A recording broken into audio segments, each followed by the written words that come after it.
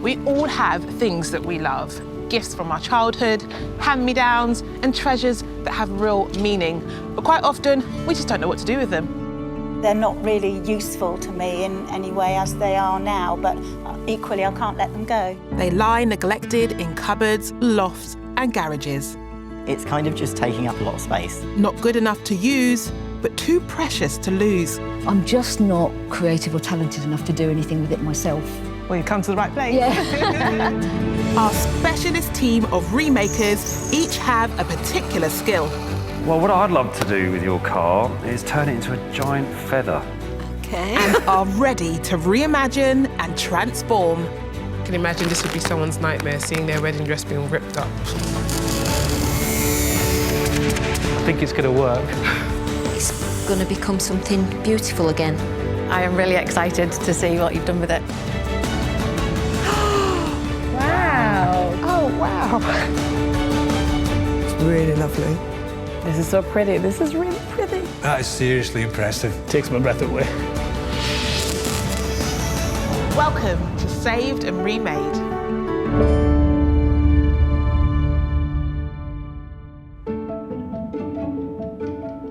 First to arrive at the workshop today is Jane from South Wales with a large and unusual item that has an emotional connection.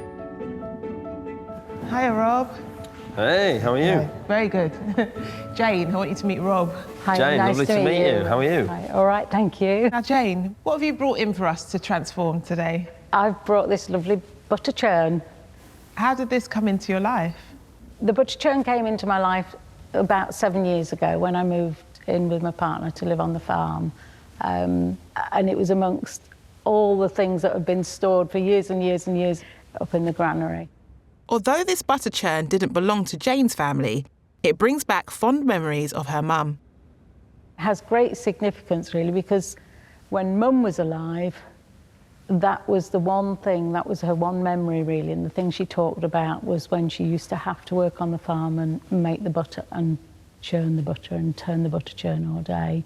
She went on to develop dementia, but in the better years of those, she would still laugh when she was telling the stories, and it still meant such a lot to her. So it's nice, really, that it's a link. It's thought butter was first churned thousands of years ago in sheepskin bags. But from the mid-1800s, using a hand-crank churn was the most common method, until mechanised butter production started in the 1940s. What are your expectations? What type of transformation would you like to see? Of it all, I like the metalwork, really, I suppose. I like the shape, but I like the metalwork. Okay. And I think whatever, personally, I'd like to see that that's incorporated somehow. Rob, this is a very lovely piece of industrial engineering. This is right up your street. I wouldn't say I've worked on many a butter churn, or any, but I do like a good challenge. You definitely set a challenge on with this one. So, in my mind, I see this as a fish tank. Wow. What do you think? I think that would be absolutely excellent. Yeah? Yeah, Nick and I both love the water, and if we get a moment or to relax, that's what we do. We go down the beach. I don't know how you're going to do it, but it sounds amazing. That makes two of us. With his work cut out, Rob needs to get to grips with his very first butter churn. The plan is to convert it into an aquarium. I have no idea how I'm going to do that, though. I suppose you could liken it to building a ship in a bottle, of which also I've done none. So it's definitely going to throw a few curveballs at me. Rob starts by removing its metal trimmings. That's it. Come on. There we go. This is our mechanism that we're going to use to hold the butter churn in place. Once it's locked into the barrel, I'm going to put a bolt or something just through the end so that you can't actually move it back, and that will be sufficient to lock it in place.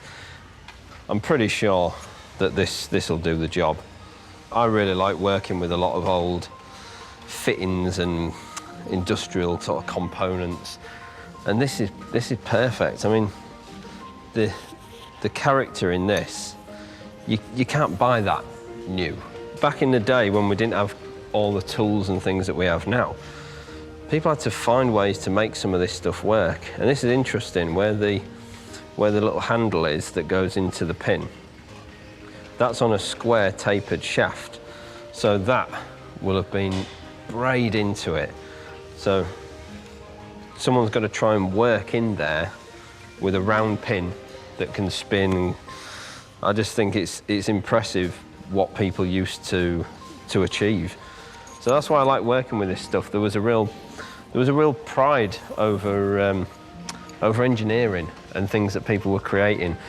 The throwaway culture didn't exist. It was very much about, we've made this and it's going to last. And so any opportunity to reuse old stuff, I'm there. Once the wood is sanded down, Rob's next challenge is to try to get a rectangular fish tank in a round barrel. I need to create an opening in the front. One of the tricky things, if you're trying to cut into something that's kind of got a curve to it, is trying to get your lines all kind of squared up and everything, because you haven't really got a flat edge to work off. So I've been quite fortunate and found a little bit of foam underlay. So it'll curve nicely around the front of the butter churn. So if I take the measurements of my fish tank, basically I need the height, including the lid and the bit of the bow on the lid, so that I can actually slide it in.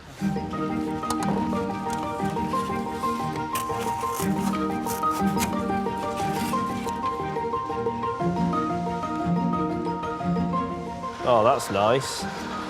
If you can see this here, it ends right on the edge on both sides, so that's great. It means I don't have to cut into the barrel straps, and they'll actually frame the tank quite nicely. With Rob's handy template cut to size, he can now tackle the awkwardly shaped barrel. Fortunately, we're in a position where the barrel can move. It's already supported. So instead of me trying to fight with the saw, I can keep the saw fairly still, hopefully, and hold my position and move the barrel round to cut.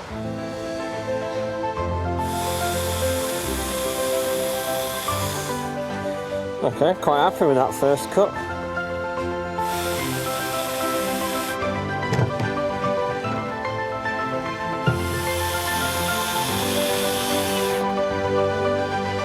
Perfect.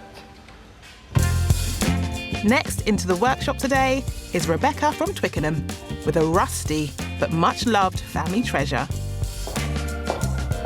Hello, Rebecca. Hello, Rena. Welcome to the workshop. Thank you. This is Shelley and Titch. Hiya, Rebecca. How you doing? Hi, Rebecca, all right? Tell us about what you've brought in today. I brought in today a pedal start rally moped. It actually belonged to my granddad. I think it's from about the 50s, and he bought it to do up. He was a big fan of sort of buying things in order to sort of get them working or completely turn them into other things. It was one of many projects that he had in his workshop, and when it passed away, that one went to me. So. Okay. Oh, he's a bit like us then, repurposing things. Yeah. Your granddad sounds really cool. Whatever he could tinker, he just tinkered with. You never saw him without grease on his hands, oil on his hands. Just absolutely loved working on things and making them work. He had, you know, this day and age, he would be sought after, because those sort of skills now are getting rarer and rarer to be able to take things apart. We'd have him working here in the workshop with us, wouldn't we? He'd have absolutely no interest in being in an office or doing anything admin related. You know, he just, every sort of time he could get opportunity to work on something. Did he ever get this up and running? As far as I'm aware, no, because when he passed, he was very much busy working on the Morris Cowley that we still have. Why did you want to keep this? I actually got it working. When I was early teens, I followed the instructions, which was pretty much me sort of just tinkering and sort of trying to get to understand how the basic, it's very basic sort of engine, and most of it was just trying to get the circuitry to work. Yeah. So it was sheer luck, it wasn't any expertise. And as you can see, I'm a little bit upset with myself, but I've sort of let it rust a little bit. But it still holds all the memories, which is really important. Okay. Are there any elements of it that you want to keep intact? I think the bits that I really like are probably, I think there's There's obviously the lamp and the number plate, but it amazes me that the 2 lamps are still on and the fuel cap's still on. Like, there's quite a lot that, despite how rusty it is still almost in one piece, particularly like the leather seat. I think that works quite well. And what does this remind you about your granddad when you look at it? Apart from the fact he'd be annoyed it's rusted, it just reminds me that how practical he was. He'll be absolutely elated that it's going to another use and that we are doing something with it. So, sorry. Rebecca would love to have this remade into something practical for herself and perhaps something for her mum in memory of her granddad. First up to pitch is expert craftswoman Shelley. Oh, Shelley's off. There she is. Go on, Shell. That'll do, that's me. I'm more used to working with wood, so this will be a challenge, but I'm always up for a challenge, so it'll be great. What ideas are coming to mind? So I want to make it into a bespoke breakfast bar with a bar stool. So take this nice piece and the flywheel and some of the rest of the bike and just like arrange it and put the lamp in, so that put a piece of glass on the top so it'd be like a light box, and then the bar stool I'll use one of the wheels as a footrest at the bottom, and the handlebars would be the backrests. With the seat, I'll make a little potting stool for your mum to have in the garden. Thank you, Shelley. I mean, I did not see breakfast bar and stall. I'm gobsmacked. What did you think? No, I think it's brilliant. I was looking at the design thinking, how should you get to that for a breakfast bar? OK, well, we still have another design to hear. Titch, you love a motorcycle, don't you? I do, Sabrina, and this is right up my strata, this. Now, what I'd like to do for you, for one element of it, is create for you a Bluetooth speaker. Okay. Now, it sounds a little bit out there, sounds a little bit wild and wacky. However... A Bluetooth speaker? A Bluetooth speaker, Sabrina. Titch, are you That's okay? what I'm thinking. What I'm going to do is use the petrol tank. So if you imagine it was wheeling, this is then facing forward. So I'll put a Bluetooth speaker into there. We'll take it off at this point and then put a table on the top of it. The other element, I'll create for you a mechanical trophy head, using the seat, the handlebars, and the lamp. The lamp, I'd actually put a clock in it with the number plate over the top. Rebecca, you're speechless. I am, because one idea's probably got a little bit more sentimental value into it, and the other idea's just gone for, let's go Extreme Makeover. Rebecca, you can only choose one transformation. Which are you going to go with? I think, if I was honest, I think my granddad would go with Shelley's idea.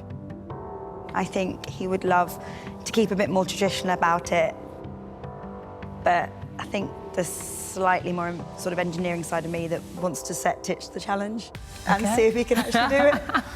Because I think that's so extreme. Yeah. Yeah. Oh, Titch, well done. Get in. Happy with that, Sabrina. I know you were... This is the one I wanted. Yeah, this had your name written all over it from the start. It did. I'm sorry, Shelley. I'm going to get my pen out now. Titch. So, a lot of pressure on Titch to get this one right. But I've got no doubt he'll rise to the challenge. So it does actually rotate. Have we got any petrol? Yeah.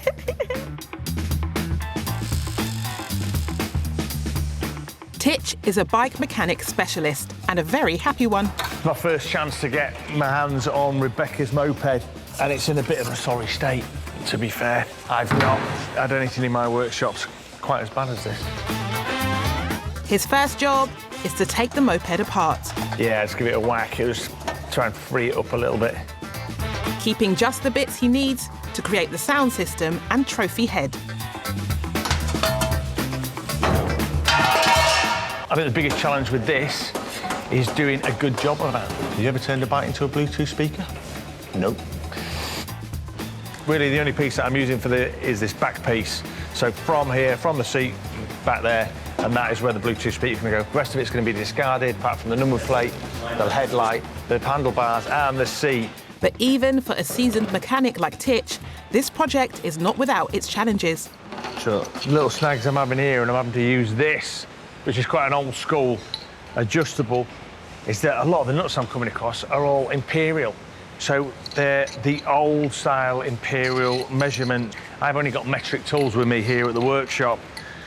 So I'm having to adapt and improvise and use adjustables to get some of the gauges of the nuts. See if I can shift this. Cool. Strength of a bear.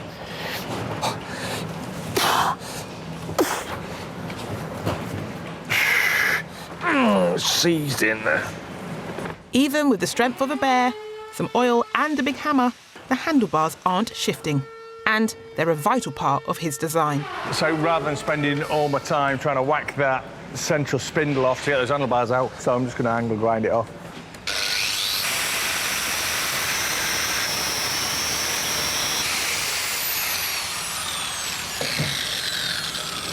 There we go. That was easy, wasn't it? The next essential item is the petrol tank, which is going to house the speaker. And I get these bang on.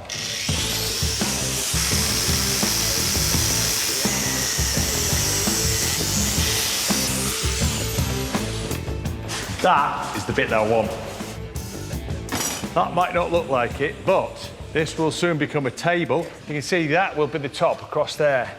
So this face will be where the speakers are. So it's going to be a little bit of an angle, but it's going to work. This is a massive project for Titch, as he's building not one, but 2 items for Rebecca. Now he has the parts he needs, he's got to clean them up.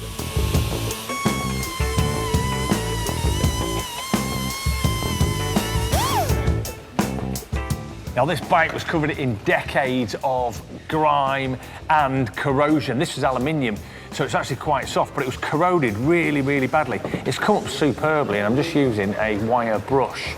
Now this is a brass wire brush, you sell by its gold. You can get silver ones which are steel, they're way harsher. That would have ripped it apart. This is still quite abrasive for this, but it's very, very quick, and it's bringing it up. And that's the aluminium underneath. I'll polish that up and it'll look absolutely beautiful. This is time-consuming stuff. It does take a while, so I best get cracking.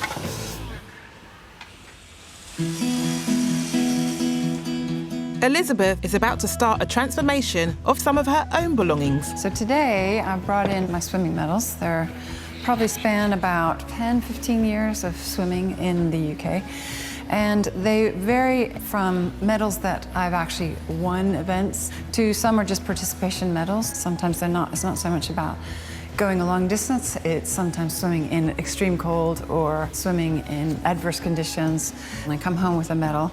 I think about it, I put it out for a couple days just to remember the event. And then it goes in a drawer. So what am I going to do with all of these? What do they represent? What do I want to them to become? I guess maybe it was a visual I had of them kind of slightly overlapping, and it made me think of fish scales. And then I thought, well, fish swim, and why don't I just create some quite spectacular looking fish? I'm hopefully going to be able to make that happen. To complete her fish-inspired design, she needs to learn new skills and find a teacher. Hey, Shelley. What's up, what you're doing? So Shelley, I need to cut this now, and I have no idea what I'm doing, so I'm hoping my expert woodcutter would help me. Sure, yeah, it's easy peasy. Okay. Fine.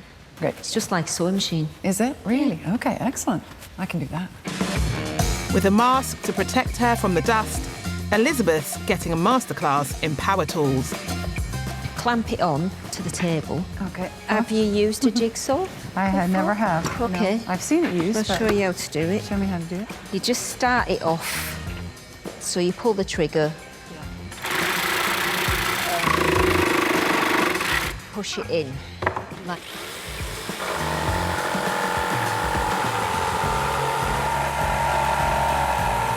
Now she's created the rough shape with a jigsaw.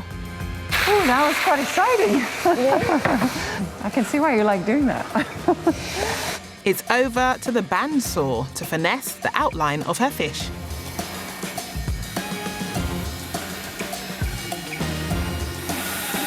Oh my God.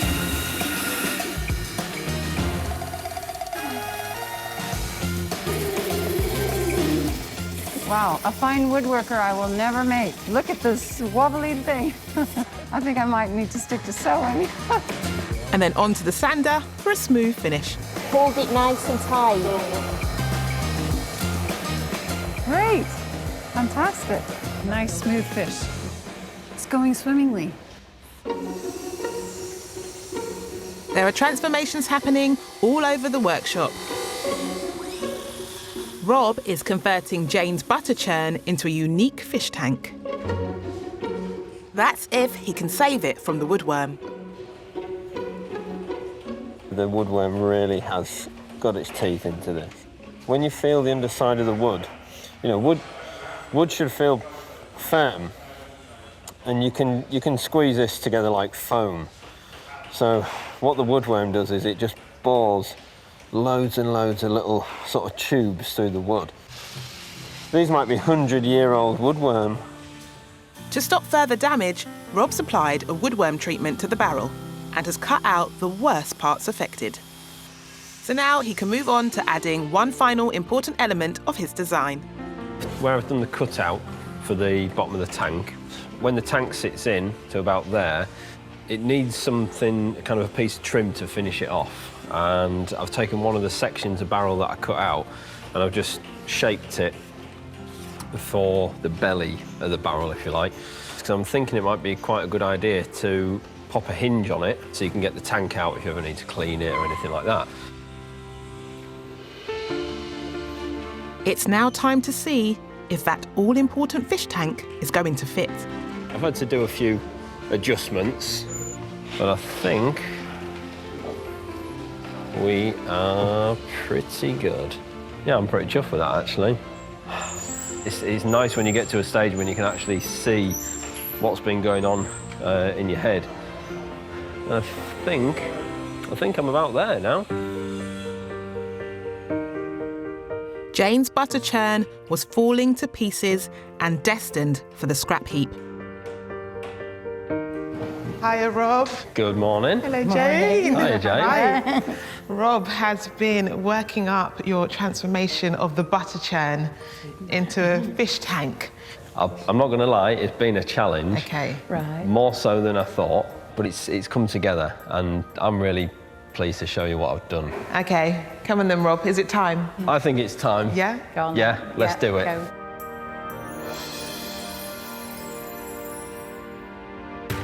Oh my word.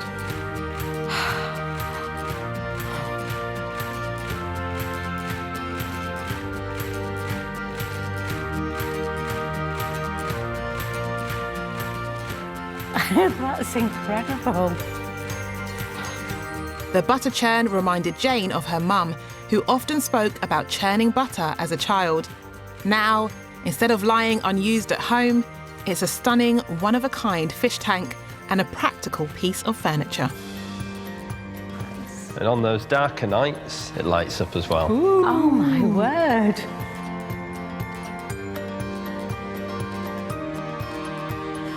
Oh, lovely. That is wonderful. That's incredible. That is so beautiful. Oh, well, I couldn't ask for more of a reaction than that. And it looks like a beautiful piece of furniture. Oh, goodness gracious. It's been a really challenging but beautiful thing to work on. Can you imagine sat down back at the farm with that in your house? It's something to be proud of. You know, it was sad and sorry for itself, it really was, and now, just look. You know, it's going to have a life on the farm now for forever. Now you've got to go and buy some fish. I know. That'll be a fun day out. Oh, wow. That's a brilliant transformation by Rob. It would have just fallen to pieces and it would have got burnt and put on the scrap heap. And now, well, it's fantastic. It's just really lovely and it's beautiful and it's something to treasure.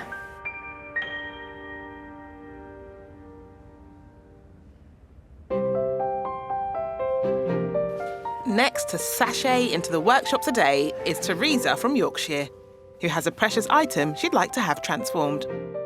Theresa, let me introduce you to Chinello. Hi, Chinello, how are you? I'm great, thank you. This is beautiful. Theresa's brought in this gorgeous wedding dress. Tell us a bit about it. It's from South Africa. I got married in South Africa and I just fell in love with it as soon as I saw it. It just spoke to me, you know. She's everything I wanted in a wedding dress. Yeah. Was it a big wedding day? Were all your family there? It was beautiful. It was an evening wedding. It was all done out in the fairy lights, and it was just absolutely stunning. My two sisters missed out. I was quite sad that they weren't there, but, you know, they were there in spirit. They approve of him? Yes, they did. Yes, they did. OK, so where does this dress live in your house? What happened to it after your wedding day? It lives in a plastic bag in my spare wardrobe. Why is it important for us to remake this into something else? If I can use it and see it on a regular basis, it'll just bring back all those wonderful memories of the wedding day. Is there anything that Chinello can and can't do with it? You can basically do anything apart from dyeing it a different colour. Chinello, what ideas do you have for Theresa? It really comes through how much you love this dress and I love this beading work on this dress and I really don't want to touch it because it's amazing. So I'm thinking perhaps we could do a photo album. So the front of the photo album will be this beautiful beading work here. Also like the lace-up detail at the back, that's a classic thing in a wedding dress. The back will have that lace-up detail. Oh, wow. And something like that will be something to capture all those special memories. That's a beautiful idea, the photo album. But then I also want to turn the bottom half of the dress, it's got so much fabric in it. I wanted to do something for you and your sisters. And I'm thinking evening bags. And I know you don't want to change the colour, but I also see that you like glitzy things. So I'm thinking maybe we could overlay it with some nice lace. Oh, beautiful. So this is going to be like a beaded work, shoulder strap and tassel. That is so beautiful. Oh, I'm welling up here. That's gorgeous, yes. Oh, great. You know, for them to have something from it would mean an awful lot, yeah. It would be quite emotional. Yeah. I'm really excited about this transformation. I am as well, I can't wait. Can you not just do it quickly now?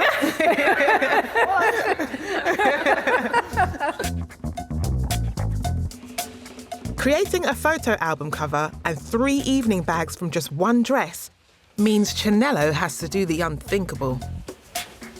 I can imagine this would be someone's nightmare, seeing their wedding dress being ripped up. It's not everybody's conventional way of doing this, but my sewing style isn't particularly conventional. Hopefully this would give Theresa and her sisters something special to remember her wedding with. Deconstruction complete. The challenge of turning a 3-dimensional dress into a flat photo album cover begins.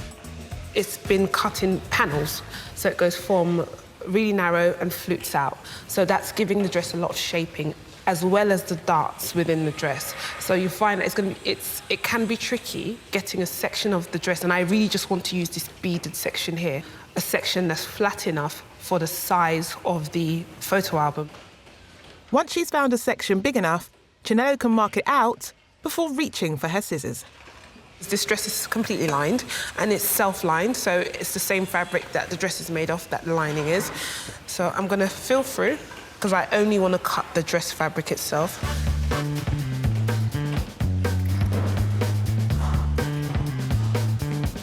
You have to have a steady hand with this, because you don't want to cut through to the wrong... you don't want to cut through to the other layer underneath. OK, so first piece down. Now, with all the dress fabric cut to the right size, it's time to sew it together. So this is an industrial sewing machine. It's really powerful, it's really fast, and I love using these because they're just great for getting the job done. So I'm just going to fit this now to the photo album. It just needs to sit flat on it. I'm pretty happy with how it's turned out. Making something really pretty is what I love about crafting.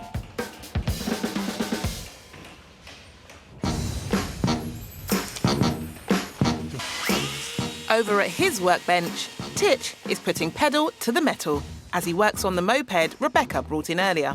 I think it's from about the 50s. It actually belonged to my granddad. Remaker Titch plans to transform it into a Bluetooth speaker. I'm just going to angle grind it off. And now he's working on the wooden surround of the sound system. This one is a plunge router. Plunge, as in I can plunge it straight down. So it means I've now just set it up so I don't go all the way through the wood. I can just route this piece out and we can go down to a depth and it won't go all the way through the wood. So I just end up with a piece taken out. Routing into the wood will allow Titch to hide the cables. I'll just check whether that fits. And that's absolutely spot on. Next, Titch uses a jigsaw to make the hole for the speaker. Okay, that's the hole cut. Now, for the speaker. That's going to sit in just like that. Beautiful. The second speaker is going into the Moped's petrol tank. So I'm just going to make a little dink there in the steel. This will stop my drill bit moving about when I start drilling. So I'm going to start small and then make it a bit bigger because it's harder to drill the steel, just so I can get that jigsaw bit in.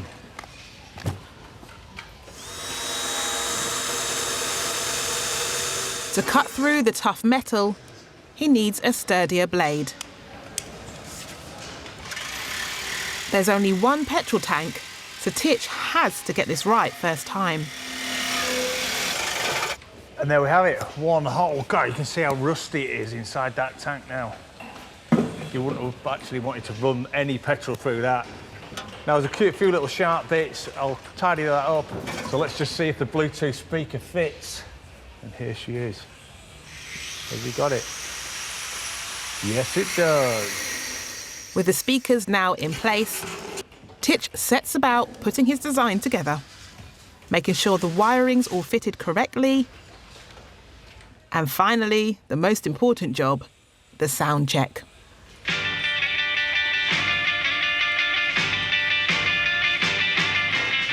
Is this your sort of thing, John? Oh, yeah. Oh, yeah. This is what I was raised on, this was, you know what I mean? Is it? Oh, yeah. It's clearly got rockers John and Shelley's seal of approval. OK, everyone, back to work. Across a bustling workshop, Elizabeth is diving straight into her swimming medal transformation. Fantastic fish that Shelley helped me cut, so he's ready to be my background for the medals. So now that I've got my medals ready, I need to think about how to position them. The first thing to start is with my fish mouth, which I think is going to start right there at the front. He's got to be able to adhere to the board, but without the board showing underneath.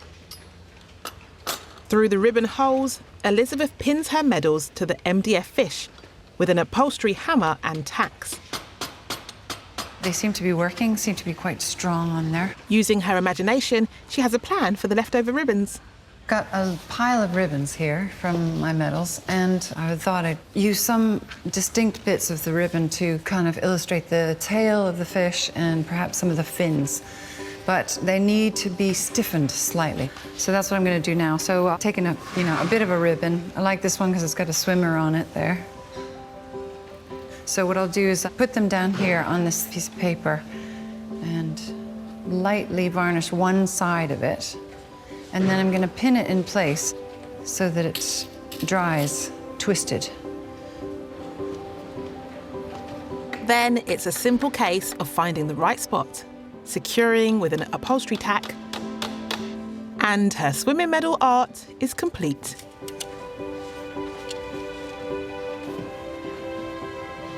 Looks great. Oh, I'm very happy with that. Wow. Whew. It's nice to step back from it and have a little look at it, but it's great to see it in its final form. It really worked well, and I'm looking at each of the individual medals and remembering about each of the events that I did. So I guess that has achieved a certain goal there in itself. But I'm proud of myself for doing all that. That seems like quite a cool thing to have done. I mean, not only did I do that, but I also did that. You've done yourself proud, Elizabeth. Also pulling out all the stops is Chinello, who's busy transforming Theresa's wedding dress into 3 evening bags. I'm overlaying the lace over the wedding dress fabric. I then want to work with them as one piece of fabric, so almost like creating a new fabric. Chinello joins the fabrics by sewing them together using a removable stitch, a process called basting. I love how the sheen of the satin looks behind the black net. This is the stuff that excites me about dressmaking. I love fabric. Next, to make the bag's velvet drawstring, she uses a technique known as rouleau. I'm going to fold the fabric in half along the width of it, like so. You don't want to stretch your rouleau as you sew it. So what you want to do is guide it gently, because you want it to be straight and smooth and not twisted. So the next step is to turn the whole lot inside out. I'm going to attach a needle, then I'm going to attach some thread. I'll use the thread to gently pull the rouleau into itself, so then it comes up right side out. And after a lot of patient pushing and pulling, the thread passes through. And it's almost in sight, the moment of truth. It becomes a lot easier now to just pull this through.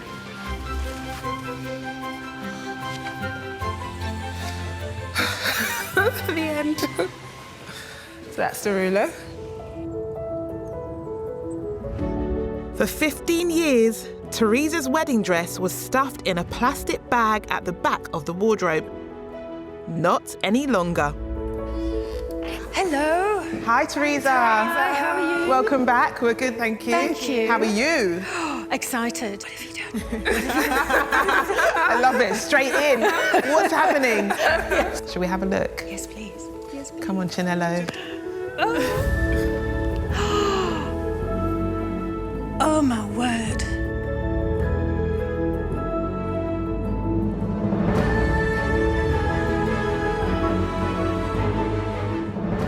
Oh, look what you've done with the rose. That's beautiful. I know I didn't tell you I was going to put the rosette on there, but I wanted to incorporate it in there somehow. Yes, yeah. No, that's gorgeous. That's just me all over. Great. Oh, my word, I can't... Absolutely stunning. I'm shaking. I'm shaking. I am, honestly. Oh, my sisters are going to love these. Oh, my, it's heavy. Look at the back. Oh, my word. Oh, that's beautiful. I love this.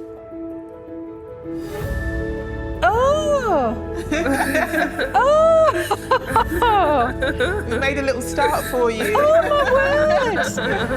Oh, I can't wait to get going now with it and just put them all in. Oh, that's marvellous. Thank you. Theresa, where will you keep your photo album now? Out so that people can see her. I don't have a coffee table at the moment, but I might buy one to put her on. The bag will be hanging on the outside of my wardrobe. Oh, yeah, It won't be going anywhere that you can't see it. Well, Theresa, I think this is a beautiful transformation and something we hope that will give you many more happy memories. It certainly will, and I'm just going to fall in love with the dress again.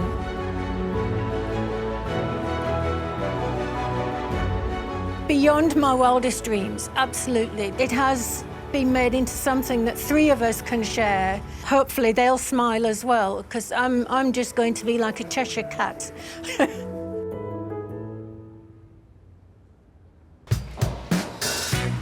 Over in the forge, Titch is onto the final stage of his transformation of Rebecca's moped. He's using the handlebars, saddle and license plate to create a piece of wall art, come clock, come... what's the word I'm looking for? Is that a cow? It is a cow. It's more like an antelope.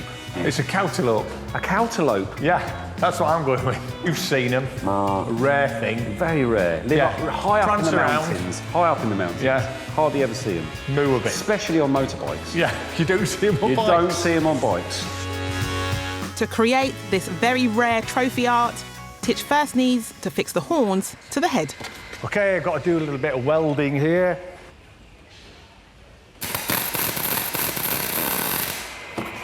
Lovely job. Ha-ha! Cowtelope. Perfect. Perfect!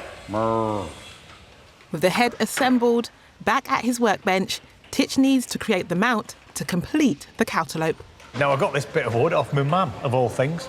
It's the side of an old wardrobe, and I think it's teak. So I've got the number plate that's going to go on the top, and I'm just going to put the clock down here. And this will work quite nicely, but I've got to shape it. Once the wood is roughly the right size, Titch uses a bandsaw to cut the wall mount into shape, with room for the moped parts. There you have it. All right, that's roughly symmetrical. Look out, Rebecca. There's a cowtalope heading your way. Rebecca brought in an old moped left to her by her granddad, who, like everyone here, loved to tinker and transform. Hi, Rebecca. Hi. How you doing? Good, thank you. Very excited. Hey, Rebecca, all right? Yeah, great, thanks. So this was right up your street, wasn't it? A motorbike, a motor vehicle, Yes. a motorised bike. It was a lovely little thing. When I got into it, it was so well built in there. I made a little slight change to the design, but I'm sure you'll like it. Oh, I'm sure I will. Are you ready to see what Titch has done? Oh,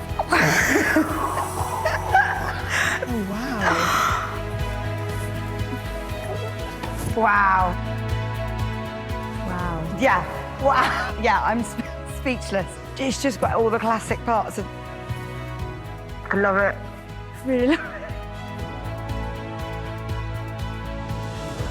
Exactly how I envisioned it. The key parts of the moped turned into something that you can use and visualise, and every time I look at it, I'll think he'll be so proud of what it's been turned into. Honestly, it's fabulous. Absolutely fabulous. Oh, thank you so much, Titch. It's amazing. It's amazing. Sorry. The little slight change in the design was, one, I kept the wheel whole. So it still operates and rotates. And I thought it was a really cool thing that, you know, it actually works. Yeah. To be able to see the original sort of joints and aspects of it, no, it just adds to it 110%. Yeah. So I like it. So am I right in thinking this also plays music? Of course it does. Yeah, it does, Sabrina.